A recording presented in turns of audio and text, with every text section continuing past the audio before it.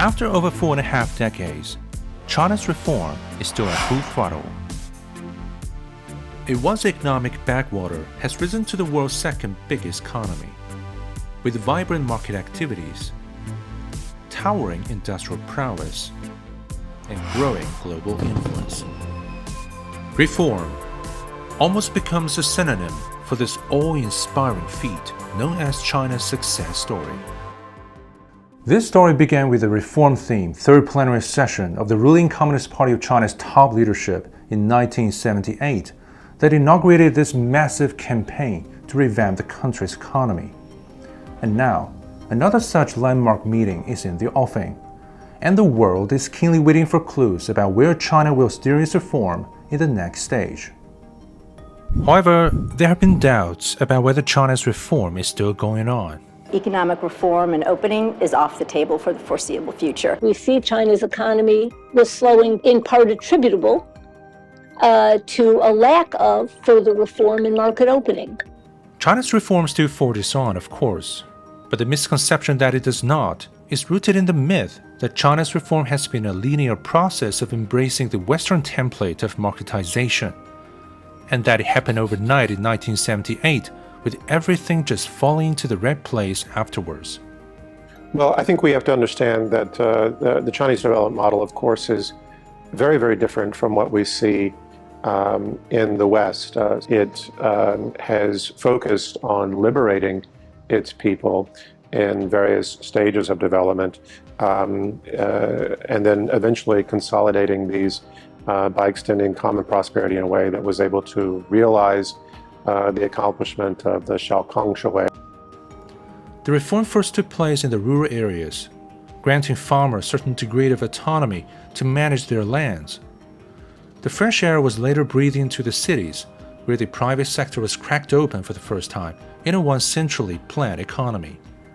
And then, the commodity prices previously controlled by the state were gradually delegated to the market.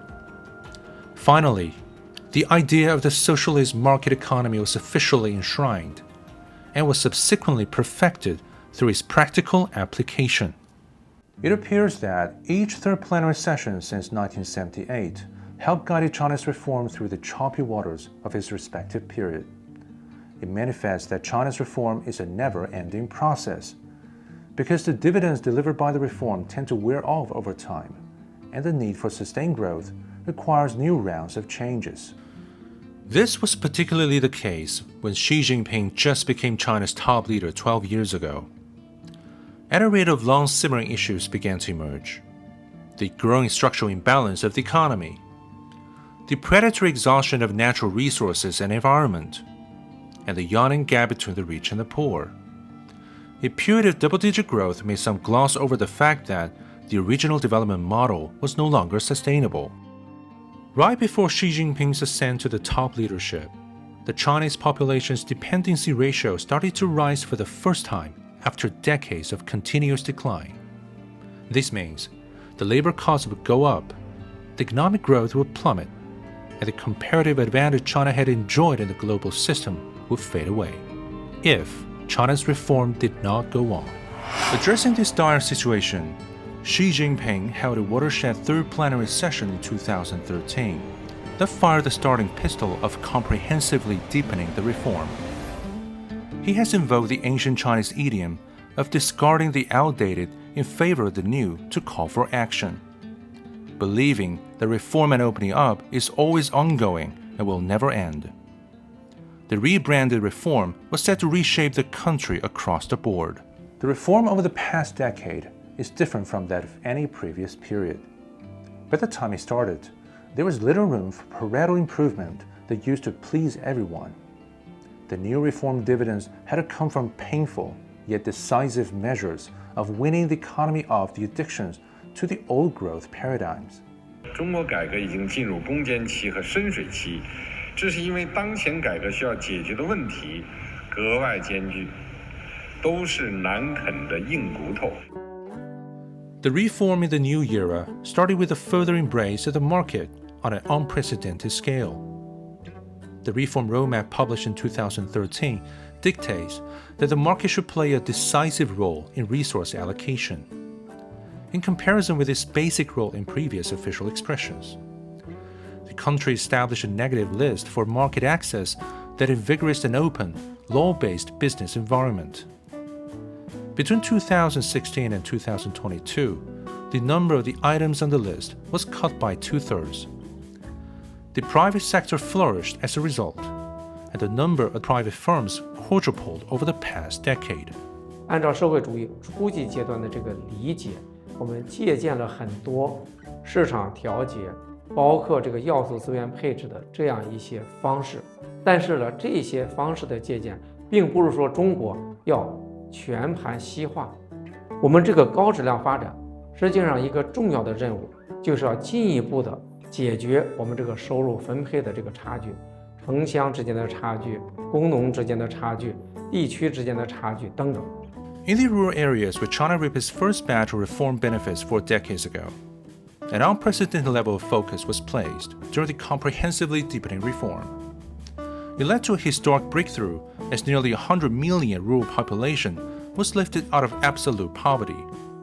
Between 2012 and 2023, the country's urbanization rate jumped by 13 percentage points, which helped China cultivate the largest middle-income group in the world. Grappling with the wealth gap and the regional imbalance, today's reform is moving forward to make good on the promise of common prosperity. It's very interesting because the reform of the economic system is the focus of the comprehensive deepening reform in the new era, meeting the people's expectation for a better life. So further reform must be systematic and integrated and coordinated. In the context of China's people-centered reform, there's more to the idea of comprehensive than simply economic gains.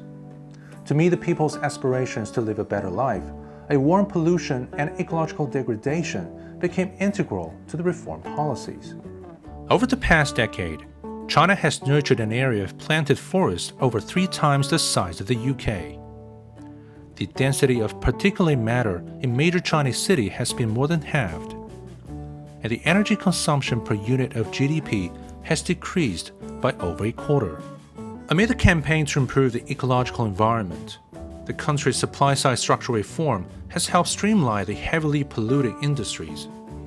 More importantly, it has stimulated a drive of industrial upgrading that keeps the world's factories sufficiently competitive when the blessing of cheap labor is about to expire. The move was accompanied by a national strategy of spurring innovation and entrepreneurship, with China's R&D investment in proportion to GDP exceeding that of the EU. Consequently, China's ranking in the Global Innovation Index rose from 34th to 12th. China's structural reform helped it climb up the global value chains, but this coincided with an unsettling trend of trade protectionism and deglobalization in the outside world. Nevertheless, China stood its ground and pushed its opening up policy to a new height. Pilot free trade zones were unveiled, the negative list downsized, and specialized laws to protect foreign investment enacted. The foreign enterprises are encouraged to tap into the potential unleashed by China's reform, and the domestic industries are more motivated to innovate and improve when competing with their international counterparts on a level playing field. Reform and opening up are more closely interconnected than ever. Now, in China's case, reform and opening up has always been linked because in order to open up, you had to reform. To other countries, the US, South Korea, the UK, many others, they are incapable of making reform. They have become mired in polarization and gridlock. And as a result, they find themselves in a declining position. Since the reform-themed leadership meeting in 2013, China has powered through a period that is critical to its overall transformation. The GDP per capita has doubled, and the middle-income trap now appears to be in the rearview mirror. What is known as the comprehensively deepening reform has helped the country weather unprecedented challenges home and abroad, and brought about historic changes to every facet. Now, We have another third plenary session on the horizon, dedicated to blazing trails for the Chinese path to modernization.